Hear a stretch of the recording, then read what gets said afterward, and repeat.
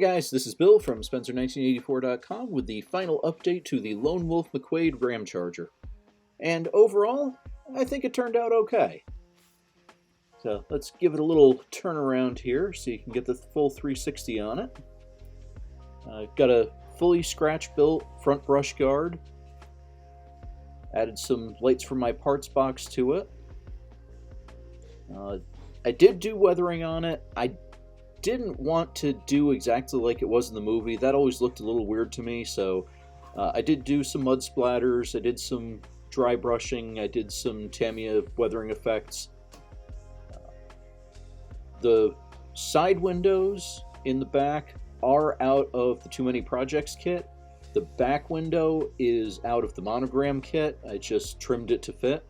And then I did both of them in solid gloss black so that they looked like tinted windows. It's maybe a little more opaque than the original vehicle, but I do like the way that it looks, so I'm pretty happy with that. There are a couple other details that I think I might add at some point in the future, like I don't have any of the antennas on it. Kind of just ran out of time. I didn't want to stress parts while they were still drying. But still, overall, got the final look down. Now, if you watched the last video, in that I said I was going to be using the light bar from the cop-out Plymouth Dragster, and you might notice this is not it. When I went to install it, the bar itself was way too wide, and the end caps didn't really match what was on McQuade's truck. I was kind of okay with that, but when it came to also the bar itself and the spacing was all off. So instead, this is the light bar from AMT's 1970 Ford Interceptor kit. So that one had a much better width.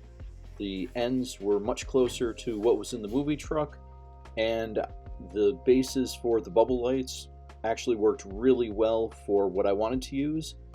These are a set of Lego lights, but they had the perfect rounded top. They were the right size, just too good to not use. Now the siren is from the cop-out Dragster. I just like the look of that better. And the two other lights are from the AMT Chevy Rescue Van. But while I had the Interceptor kit out, that solved another issue that I had last week with what to put on the center console where the shift lever was. And a cop radio. I mean, it's a police vehicle, so it should have a radio in it. Don't know why I had a mental fart on that. I did, but then it was like, in retrospect, really obvious. Oh, hey, this is what I should do with that. So that problem is solved, and the vehicle is a little better for it. I'm really happy with how the hood ornament turned out. I made a short that was posted yesterday. I'll put a link up in the corner to it so you can check that out. But there's that. The Dodge lettering is from Model Car Garage. This was out of their Lindbergh 330 set, I think it was.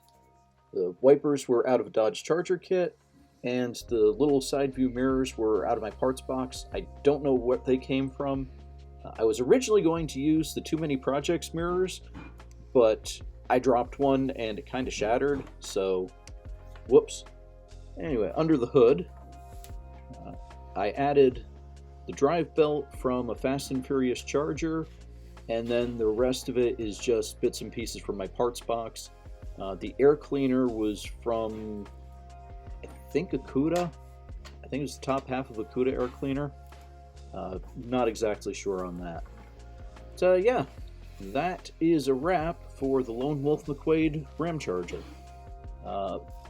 Ended up being a bit more work than I expected going into it, but I think in the end it turned out pretty decent. At least I'm happy with the results. I will be starting on a brand new project next week. It's an all-new kit with an all-new tooling. Gave kind of a teaser a couple of weeks ago when it first arrived. But I will be starting in on that. You can check back then, and thanks for watching.